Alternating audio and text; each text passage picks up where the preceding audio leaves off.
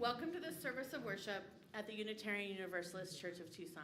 My name is Brenda Lunt, and I will be your worship associate this morning. Our community is striving to become as varied as the blooms of the Sonoran Desert. Whoever you are, whoever you have been, and whoever you are becoming, I invite you to bring your whole self here now. We no longer require that masks be worn in worship or in concurrent religious education. However, if you are feeling sick, we encourage you to join us from home on YouTube. Based on our last poll, UUCT members are committed to being fully vaccinated and boosted. And for everyone's sakes, especially those most vulnerable, we hope that everyone maintains that commitment. I extend a special welcome to our visitors and invite you to fill out a guest information card, which are located in our Welcome Center to the left behind you, or the newcomer section of our website if you're joining us online. We will meet for social hour after the service right here in Goddard. There will be coffee, iced tea, lemonade, snacks, and good company. Social hour food and refreshments are free for all, and donations are appreciated to cover our costs. Also today during social hour time, there will be lunch provided by our wonderful kitchen ministry. They've got sandwiches, soups, some baked beans, and lunch is $5. If you need to use the bathroom during the service, there are 2 gender-inclusive bathrooms just through this door to your left, down the hallway, and on the first left. We have a couple other announcements for the day. Last Saturday, we had an auction, and the auction committee is happy to announce that they raised over $12,000.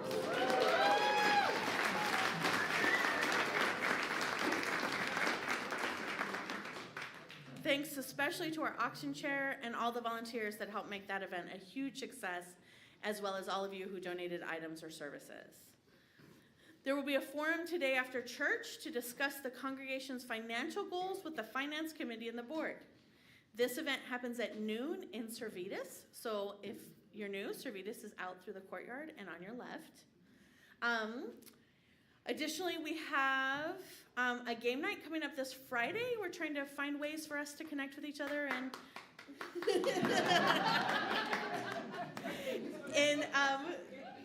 in low pressure and interesting things.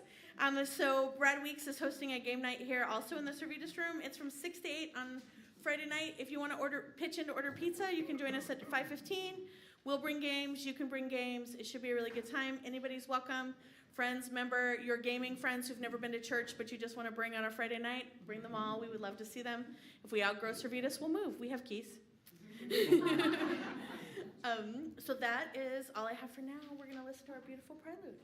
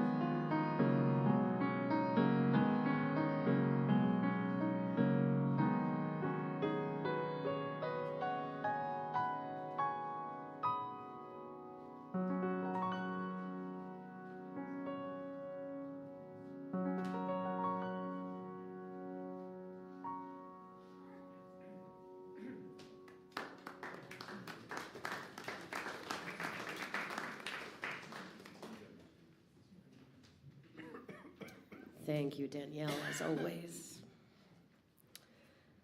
As you might have heard, this past week, a video was posted by a right-wing media organization vilifying and spreading untrue information about our ministry partner, No More Deaths.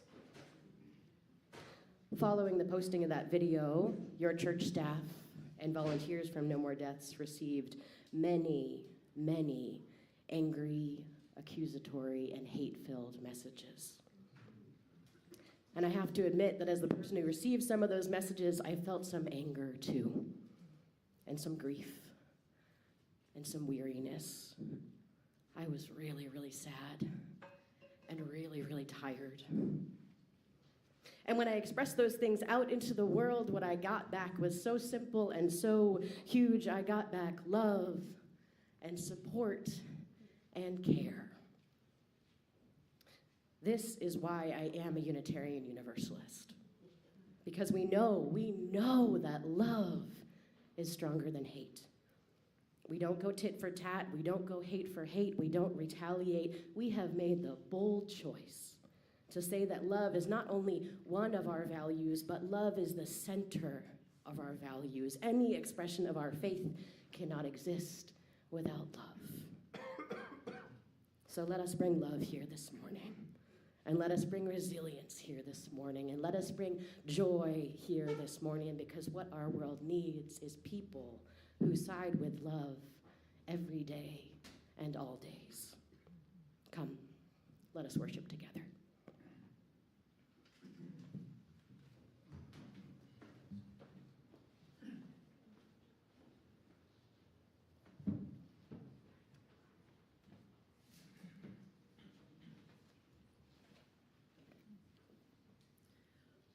Please join me in saying our words of chalice lighting from Reverend Julian Jamaica Soto. I will read the plain font. You will read the italicized words. I'll cue you. Here we go. All that we are, together and individually, is part of the abundance of the universe. We are made of stars. We are made of earth. All that we have comes from the earth, from the labor of those in our communities. From the cities, farms, and oceans that enliven us, the world and those who live in it. We are surrounded by blessings, by grace, and by possibilities. We are reflected in every other human being. We respect and honor one another's differences. We celebrate our interbeing with abundance and the practice of generosity. Come, let us worship together. If you're joining us on YouTube or you have a chalice and candle nearby, please light it with us now as we light our chalice here in Goddard.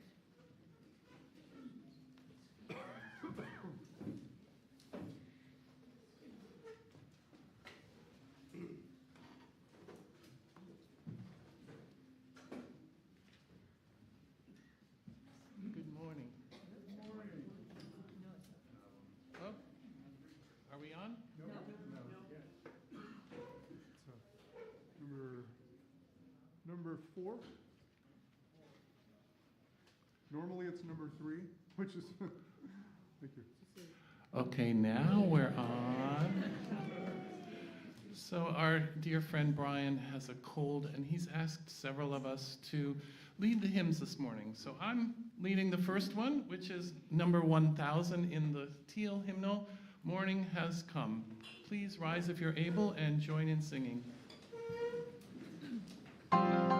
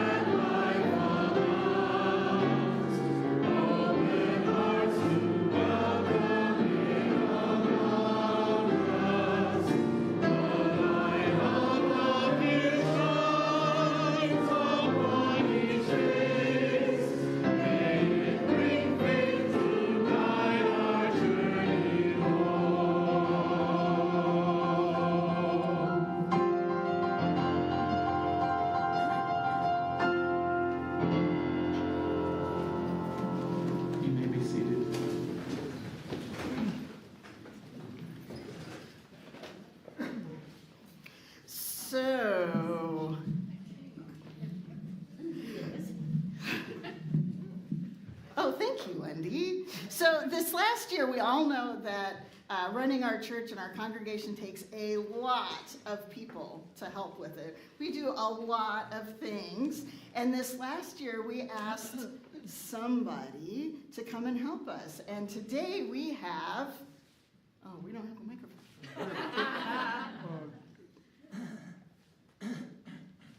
I'm Imagine You might have to tell them which one. 3. See more people. Yes, thank you. My name is Imagine M, but you can just call me I Am Somebody. Thank you. So, one of the things we've asked somebody to do was to make some phone calls to see how people are doing at home. How are you? Oh, great. Well, listen, Carolyn said she could take you to her appointment Tuesday, so she'll be there. Okay, thanks. And we asked them to put up posters around campus.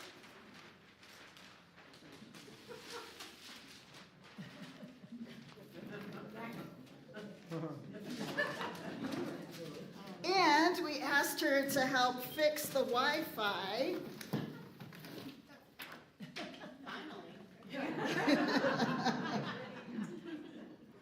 And to bake for that training luncheon we had a couple weeks ago, to do some baking for that. And, of course, to make lots of snacks for social hour. So do that. And could you act as a greeter, too, and welcome, we have some new people here. Just make sure you welcome them. Both in person and then don't forget on YouTube.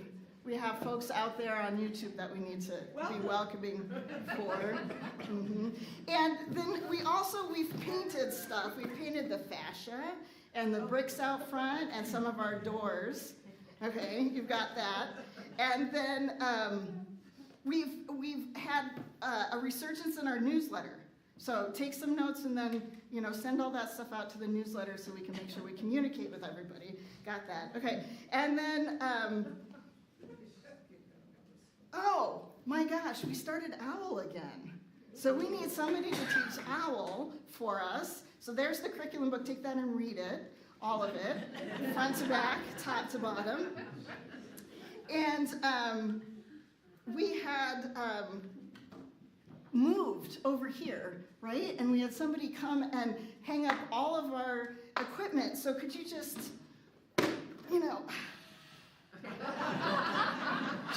hang stuff up so that our equipment is safe in here. Thanks, I am. And then,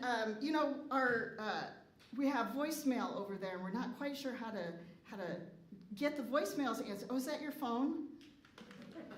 Can you help us with the voicemails and the emails and the phone calls? Great, thanks. Welcome to That's UUCT. fabulous.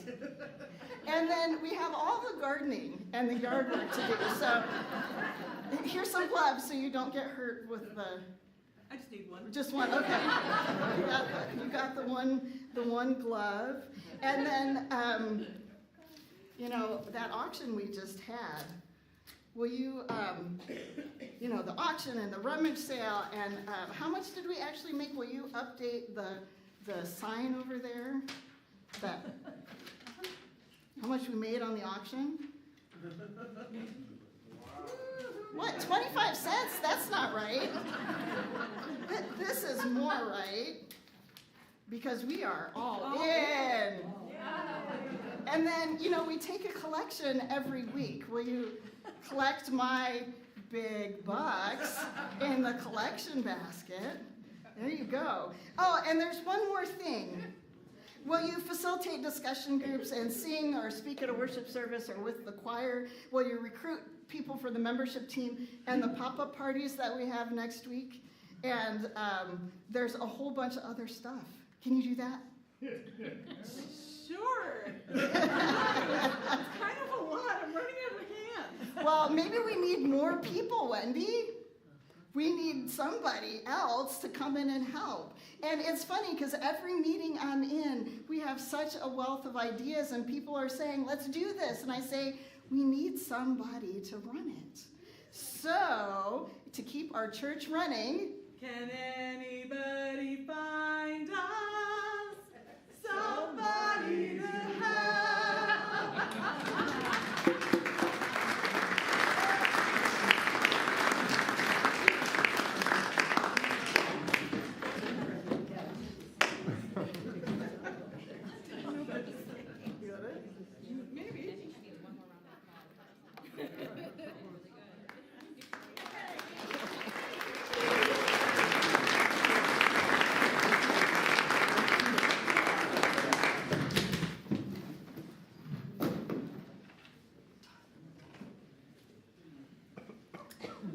Our earth is strong.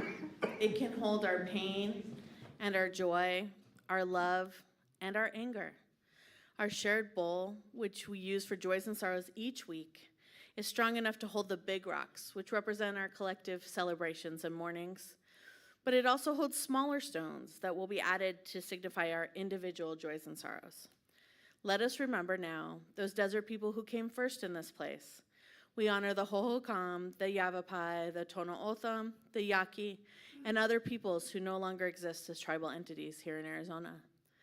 We who live in the desert know that water is a life-sustaining and scarce resource.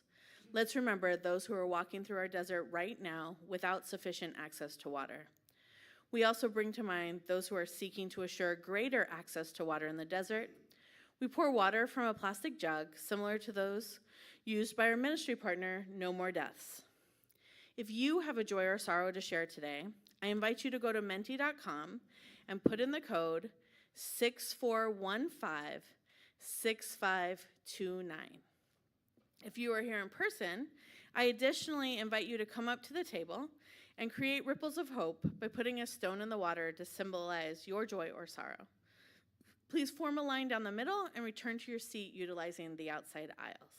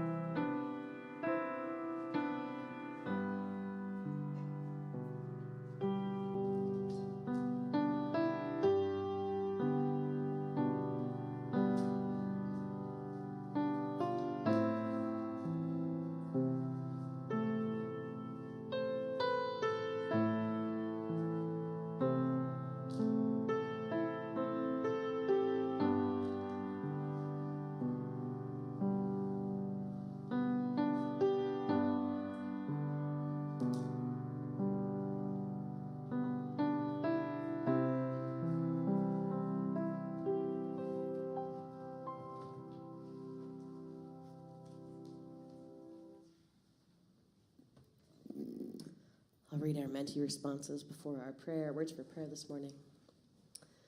Brian Moon, I think, is so grateful for the choir. Thanks for all the music. Joy and sorrow and a visit with family that was much needed, but also oh so fleeting. Remembering family, both present and gone. Feeling sorrow over the fact that weapons were found in local schools this week. Oh, our hearts break. Feel sorrow for Russia, a country filled with passionate, freedom-loving people in the grips of a terrible tyrant. May Mother Russia find a way to mercy. Grateful for all the people who share their thoughts at Spirited Conversations and with the CET, that's the Congregational Evaluation Team. Celebrated my daughter's birthday, 8 years of parenting a great kid. Often we thrive, sometimes we just survive, always, and it's an adventure. And grateful for this community, as am I, friend. Our words for prayer this morning are kind of more funny, something you might laugh at. So put yourself in a posture of observing, but it might not be so prayerful. This is called The Church Where Everything Goes Wrong by Reverend Elia Kemmler from the book How Are We Called? She writes, 6 weeks into the church year, I have realized that I am the minister of a church where things usually go wrong. This morning, the copy machine jams repeatedly. The bulletin describing the order of worship has been copied with the second page first and also upside down. No one has remembered to turn on the lights in the sanctuary before the service, so it is dark because it is raining outside. The microphone is buzzing and lets out a painful, high-pitched squeal, which makes people wince. We have just started the service when someone runs up with a bunch of flowers to the altar, just as someone else runs in with one of the silk arrangements we keep for the mornings when no one brings real flowers. There is laughter as the two flower bearers meet at the altar. They decide at the real flowers and things settle down for a while, until a baby starts crying, which sets off another baby crying. I try to speak over the wailing as their fathers hustle them down the aisle and try to distract them in the back. Usually, I love watching the tall, gentle fathers who bounce their babies in backpacks at the rear of the sanctuary, but today I am annoyed because I want it to be quiet and holy and lovely, and things are definitely not shaping up that way. The woman who is helping with worship gets up and instead of giving the announcements, introduces the candle lighting, which comes later. People call out, "Not yet!" More laughter. The organist starts playing the wrong hymn, and a couple choir members yell over the din for him to stop. A few minutes later, during the period for prayerful silence, he accidentally falls on the keyboard, causing the organ to emit horrible, gassy noises, shrieks, and snorts of laughter. All pretense of Sunday morning decorum is lost, and something inside me, some furious, bossy desire to have my worship service go according to my plan finally slides free, and I can laugh with them. This will be the first of many times that I laugh at Sunday morning details gone awry. It is also the first of many times that I imagine God is watching, looking up or down or over at us from wherever God sits on Sunday mornings, slightly amused and maybe at a loss for words, because we, God's people, are so funny and wonderful and odd all at the same time. In moments like these, I imagine God as an old woman with her hands on her hips, or perhaps a rabbi pulling at his long white beard. I imagine a God shaking their head and saying, "What in the world are they doing over there? This is what they call church? What were they thinking?" But I also imagine a God who is touched, maybe a little honored by all our efforts, however halting, to worship and give praise. I imagine a God who is moved by our attempts to care for one another and to name the things we know as holy. There is a warmth in this congregation that is new to me, a simple friendliness that shines through the fumblings and failures, a love that makes the ragged edges smooth. I've always wanted to believe, really believe, that our mistakes aren't the most important parts of us. I have always wanted to believe that kindness and compassion matter more than anything. I sense that I can learn that here.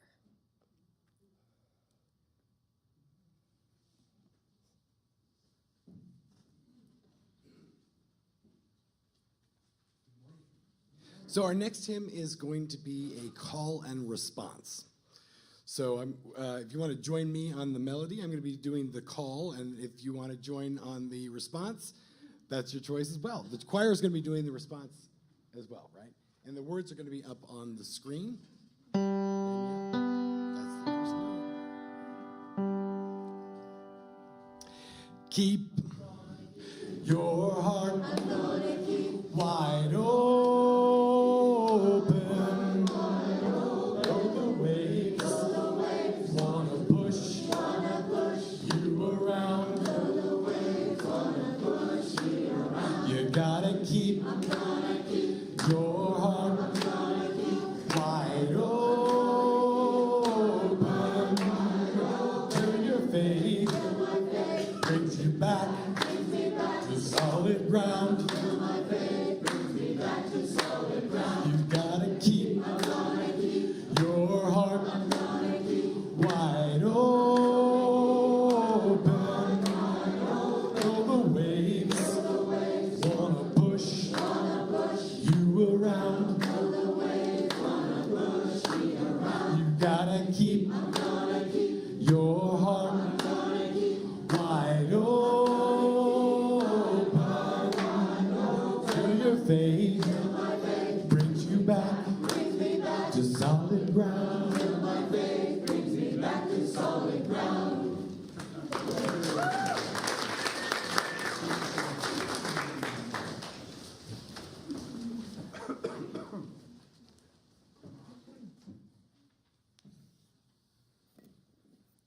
One Sunday a month is designated as Share the Plate Sunday.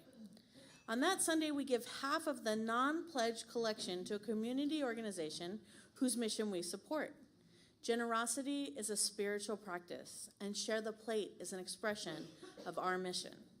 The Hermitage No-Kill Cat Shelter and Sanctuary is our Share the Plate recipient this month, and we welcome Diane Siefkes to tell us about their organization. Come on up.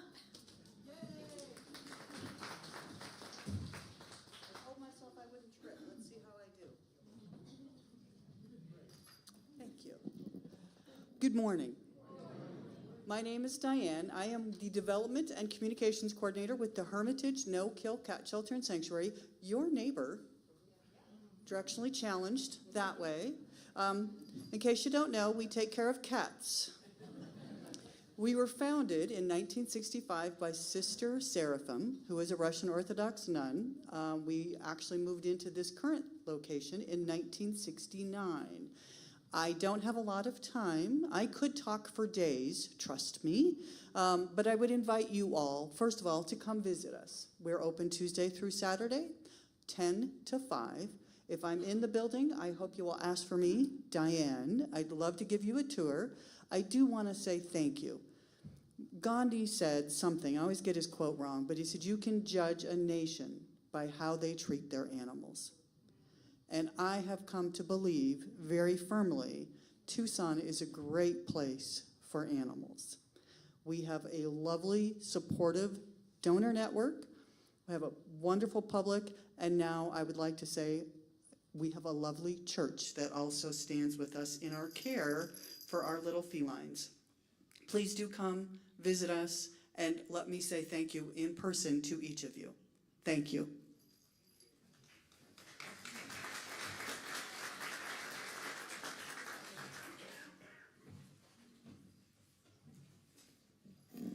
Thank you, Diane. So Diane brought information for you. If you're sitting at the tables, you might already see it. The Hermitage is having a fundraiser coming up in a couple weeks. They invite you to participate in that. There's flyers if you're interested in volunteering. Participating in ways that we support our community is also part of our spiritual values, and we like to, when we have our Share the Plate recipients, we give generously, and we also look for ways to continue to support them through our actions. So if you are interested in getting involved, there's information. She will be here after church. She's anxious to talk to you as well. So here's the logistics of how you give money to the Hermitage today. Half the amount of all checks made out to UUCT that also have Share the Plate written in the memo line, as well as half all cash donations, will go to the Hermitage. If Share the Plate is not written in your check's memo line, it cannot be included.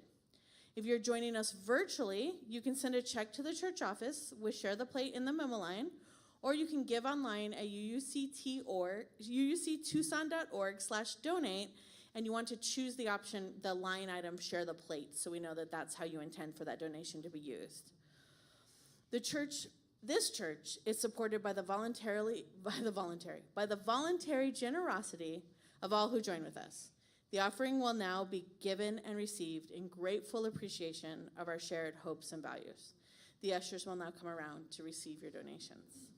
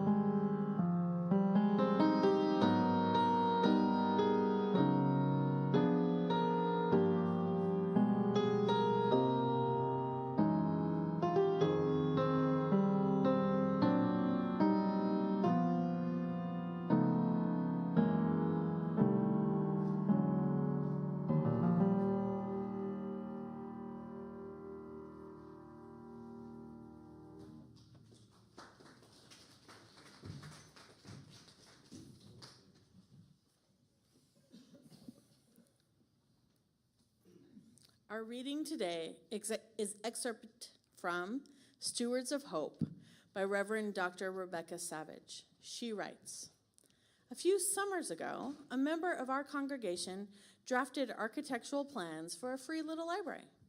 The brilliance of the design is that there are doors on two sides of this library.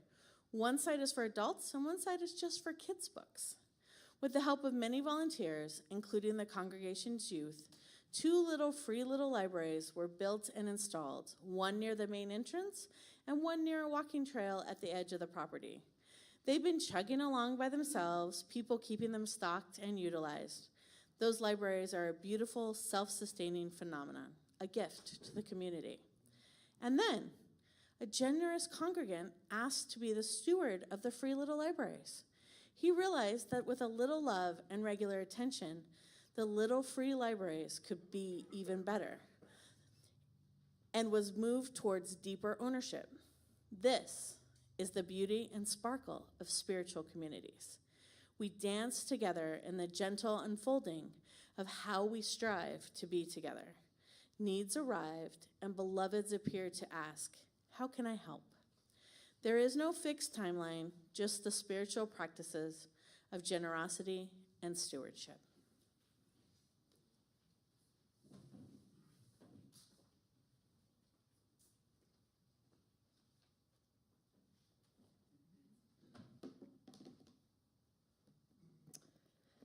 How do you know you belong to a place? One of my earliest memories of church is when I was probably 6 or 7. I came running in the side door of my old church in Lexington, Massachusetts. It was just before worship had begun. The church was bustling with energy. Evie May, a short, boisterous woman who was probably in her 70s by then, yelled down the staircase at me, "Bethany!" And I thought I was in trouble because I was running. "Bethany, good morning. It's so good to see you." Not many adults give such a greeting to a 6 or 7-year-old, much less know their name. I knew I belonged to that place. And then at 14, I volunteered to lead the Patriots' Day snack and coffee stand that the Ruth ran each third Monday in April. In my town, Lexington, the third Monday in April was Patriots' Day, and there was a reenactment of the first battle of the American Revolution on the town green, just not 100 yards from the church. And it was the tradition of the youth to have a coffee and donuts and lunch stand. We raised a few $1,000s every year. And at the age of 14, I was entrusted to pick up thousands of dollars of donuts in preparation for this event. We, the youth who ran the stand, had a routine of staying up all night in preparation. You remember being that way, right? And it was at 2 a.m. that we realized that none of us knew how to use the big coffee urn. We quickly learned, without YouTube, I might note. The coffee was pretty weak that year, but people drank it. And I knew I belonged to that place. At the young age of 22, I was hired by one of our largest Unitarian Universalist congregations to administer and run their social justice programs. Their minister at the time, Reverend Elaine Paraslua, saw something in me, I'm still not quite sure what, and mentored me in the role. I was warmly accepted by that congregation, who continued to encourage and challenge me as I made my way through seminary. I knew then that I belonged not only to that place, but to Unitarian Universalism. And then during my ministerial internship in Syracuse, New York, one of the members of that congregation started harassing me. When I told my supervisor, the minister, they told me that they had heard similar stories from other women in the congregation that week. They called that person into covenant, into a meeting, and asked me, of all people, to share my experience of his behavior directly to his face. We created a covenant that would guide his behavior in the congregation based upon my experience and the experience of other women and female-identifying folks in the congregation. And I knew I belonged to that place. And then, in the spring of 2018, sitting with your then search committee in Margot Newhouse's living room, imagining a ministry with you, the warmth with which you welcomed me and my husband to this community. You invited Brian to play music in your living rooms, and you keep greeting him by going through his checkout line at Trader Joe's. And then in March 2020, when we had all of 72 hours to move worship online, and thanks in large part to Cassandra Klein and other tech wizards, we did it, and pretty well. That way I said, hey, actually, we're going to worship with 3 other congregations while we're online, and it's going to be at least a year. Are you with me? And you said, yeah. The way you welcomed my kid to this space, holding him, literally holding him while I preached to a nearly empty sanctuary while the pandemic raged on, and later meeting him, loving him, smiling when he needs to move his body or ask really loud questions in the quiet moments in worship. I know I belong to this place. Belonging looks and feels so different moment to moment. Belonging comes from those happy moments, the greeting, the helping, the entrusting, and also from the hard moments, the boundaries, the learning, the way we navigate change together. It is the collection of these moments and not one in particular that remind us where we belong. You have your own stories, too, of knowing you belong to a place, to a community, maybe even this one. You have your own stories of not belonging to, I know. Not everything is peachy keen when we bring our humanness to community. When you belong to a place, you take care of it. This church, your home. Its people, your family. Its campus, your house. Reverend Aaron Wathen writes on the Pathos blog, quote, "You cannot volunteer at your own church in the same way you cannot babysit your own kid. Because the church belongs to you in the same way your family does. It's your own place, your own people.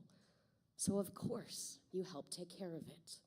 Of course you do yard work and make coffee and teach the kids and sing in the choir and whatever all else it is you do for the home and the people that you love. You cannot volunteer at your own church the same way you can't babysit your own kid." I just love that. We belong. We don't volunteer. Volunteers come and go, that he can be here or not. They invest a little or a lot. Volunteers sign up for things. Belonging to a community is different. Belonging means offering whatever you can and saying yes when you are able. It means asking for what you need and asking what others need in return. Belonging means leading the board 1 minute and taking the trash out the next.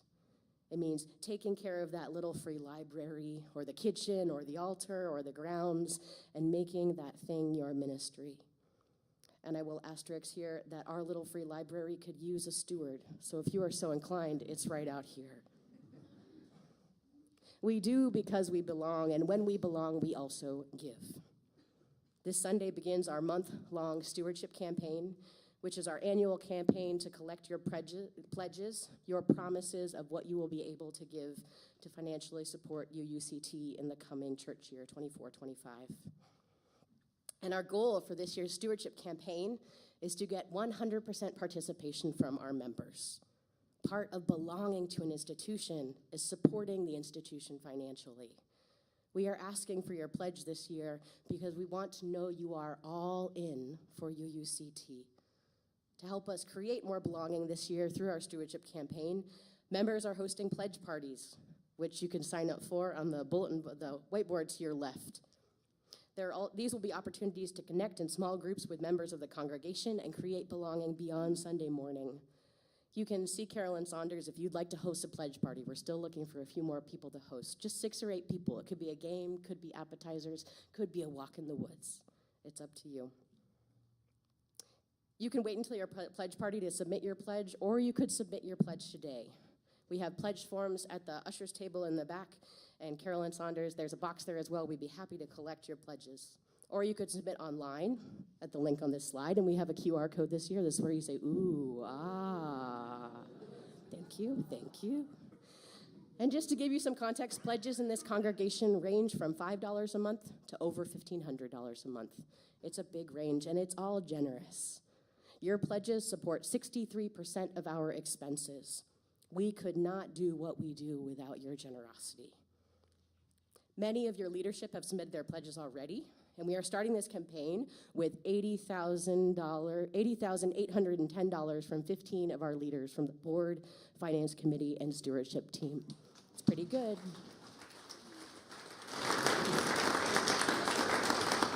And we started a new process this year, which was articulating financial goals before we ask for your pledges, so we can know what you're pledging to, what the vision you're pledging towards. So after worship today, as Brenda announced, the finance committee and the board will be having a forum in Servetus at noon for you to hear about our goals, but I'm going to name them here too. We hope to be able to promote Pastor Jamili to the role of assistant minister beginning July 1st, 2024, once her seminary studies are complete. We hope to be able to give a 3% annual cost of living raise to all of our staff.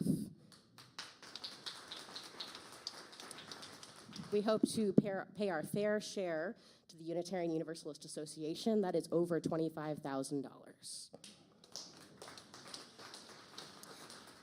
We also hope to pay our fair share to the UU Justice Arizona Network, the state advocacy network. That's $10 a member is what they ask for. We hope to be able to budget 10% of salary for professional development for ministers and to continue funding for our collaborative Baja 4 work. Now, you might hear that list and say, that's a lot. It is. These are multi-year goals. We realize we might not achieve them all this year, but we want you to buy into the vision and see where we want to go together. Now, you might hear these goals and say, what does any of this have to do with belonging? Well, if we can manage to raise enough funds to promote Jamili from her position as Director of Lifespan Faith Development to Assistant Minister, her focus will be on how we connect to each other beyond Sunday mornings, how we stay connected throughout the other hours of the week beyond this one. When we belong to a place which employs people. It's just that frank, and we want to be fair and ethical towards those people. Cost of living raises are a sign of support to the people who help do the work of this institution. We also belong to the Unitarian Universalist Association and to the Unitarian Universalist Justice Arizona Network and to the Baja Four, our collaborative for congregations working in Southern Arizona. All of these organizations provide us with resources and support that allow us to do things together that we cannot do alone. There is so much uncertainty and injustice in our world, in our country, in our state, and in our town. How can we be a shining light for Unitarian Universalist values in these times? My answer this week is to lean into belonging and bring that belonging out into the world. And as we do that, we also lean into and grow from the communities that we belong to. Strong relationships here will help this institution survive and thrive, but it will be the relationships beyond this congregation that will save us. This week, I was saved by many of the organizations we belong to, the communities I belong to. After that video was posted on Wednesday and the messages began to pour in that afternoon and continued to the next morning, I was tired and weary and in great need of support. So I reached out to the people I belong to. I leaned into our Baja Four relationships, our leadership here at UUCT, and Unitarian Universalists across Arizona. Your board and congregational evaluation team heard what we were experiencing, and they held us. They offered me and Mary support. They agreed to consider how they could support us and No More Deaths volunteers more. Reverend Christine Dance from the UU Congregation of Phoenix spent literally hours on the phone with me and texting. Her congregation experienced similar harassment this spring. She texted her people and they reached out to me.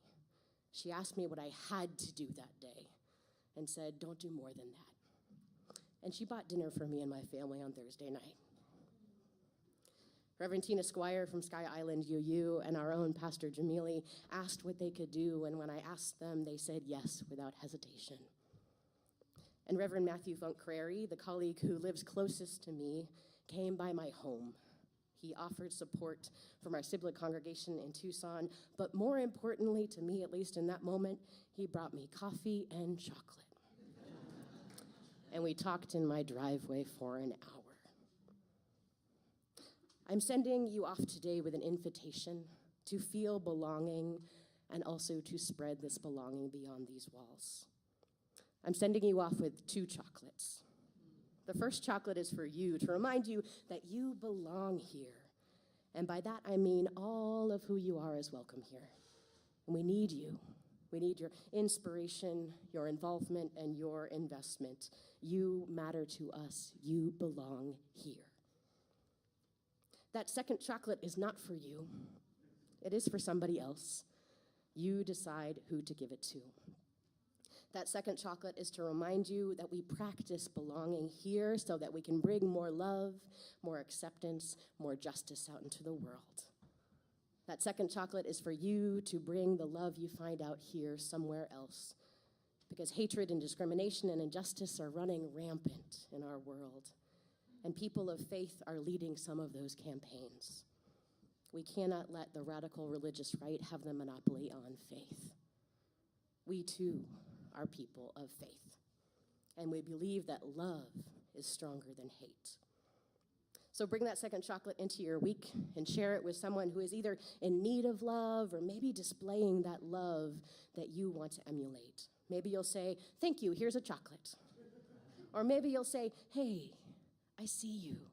Here's a chocolate. Or maybe you'll say, hey, this chocolate is from my church, the Unitarian Universalist Church of Tucson. I belong there, and I think you might too. Use that second chocolate to bring your love out into the world, that love that our world so desperately needs right now. It needs our affirmation that we are whole and holy just as we are. Our world needs our affirmation that all people deserve water and food and shelter and safety and life. The world needs our affirmation that life is sacred. I truly believe, and I know some of you do too, that there are more people who believe these things than there are people who believe the opposite. Go find those people who believe that life is sacred, who know that no human being is illegal.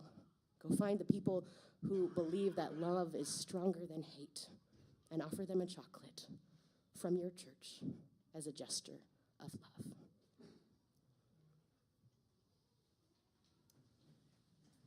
Danielle is going to play while we distribute chocolates.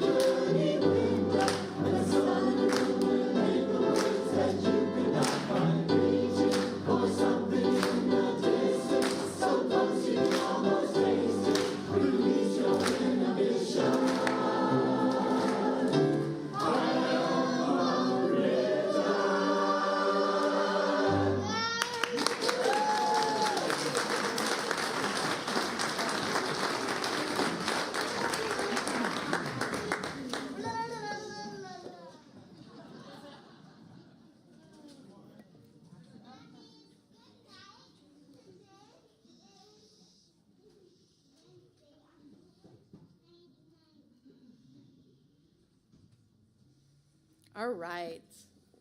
Please join me in saying the words for chalice extinguishing from Reverend Dr. Sidney K. Wild.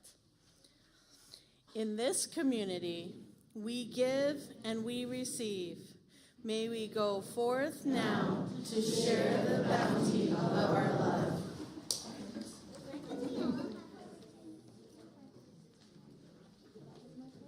Please join me.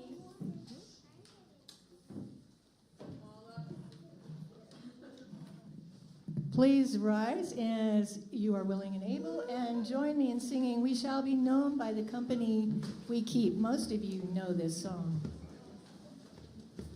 We shall be known by the company we keep, by the ones who circle around to tend these fires. We shall be known by the ones who sow and reap the seeds of change alive from deep within the earth. It is time now, it is time now that we thrive. It is time we lead ourselves into the well.